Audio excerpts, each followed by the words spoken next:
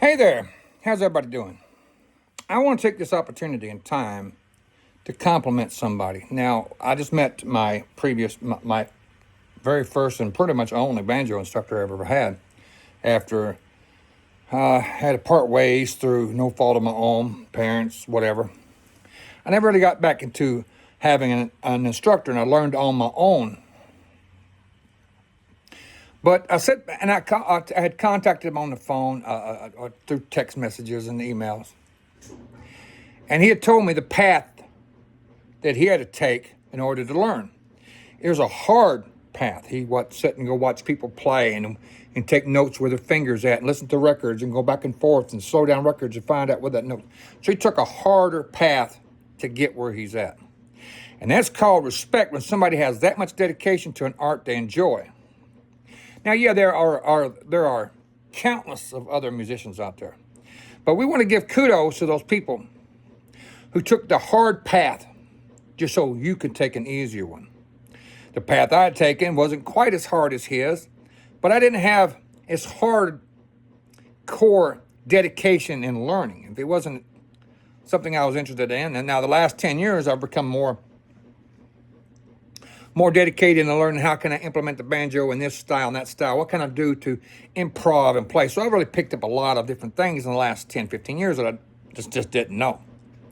But we have, when we study our history books, whether U.S. history or biblical, whatever might be history, we'll see people who took hard ways to get what they need to get done, whether it be wars we fought, choices made, the paths they've taken. And we have to sometimes look back and give those people the type of honor they deserve because they took that extra time to learn something to pass it on to you.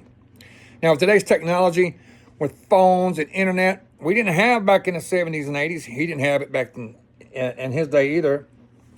I just found out he's only 10 years older than me. So, I mean, he was still a kid when he taught me. I was 9, he was 19. But to his skill, I can't compete with his skill. But here's what as I was telling him, sometimes when you pass the torch to someone else, when you teach someone else and they can go on with it, their torch may not burn as bright as yours, and that's okay. They're carrying the torch, and it's still lit. They may not have the skill that you possess, but that's fine too. They're still carrying the torch. So as I was telling him, I may not ever reach this type of playing. And he said, well, I really don't people bragging on me. I said, well, that's the difference between vanity and it's self-bragging. And when someone else brags on you, that means they really enjoy what you're doing or the time you've taken for them, whatever the case may be. That's not any simple at all. In fact, the Bible basically wants us to exalt each other up. And that's doing that by giving each other confidence. Say, thank you for being there. Hoorah. And that's what I want to make sure Mr. Bolton knows. So as we get older, we want to make sure, this is the biggest thing with everybody that I believe.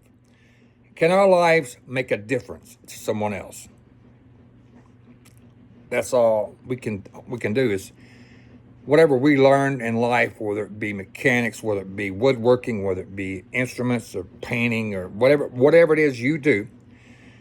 If you teach a skill to someone else, can they say they made a difference? You made a difference in their lives. And if we do that and they continue on with what you teach them, what you have taught them in the past or whatever the case might be, they're carrying the torch. I got it.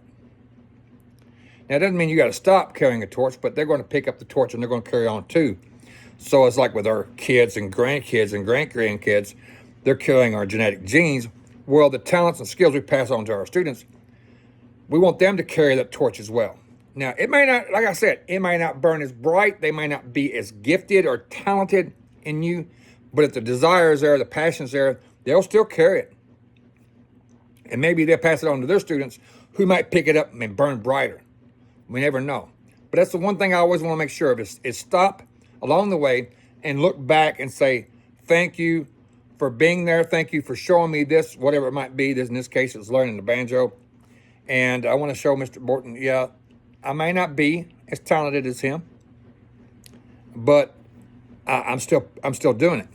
And here I'll be 57. So I want to make sure to any instructor out there, your student may not ever get your quality, but at least look at them and say, you know what, you're not quitting. And that's the big deal.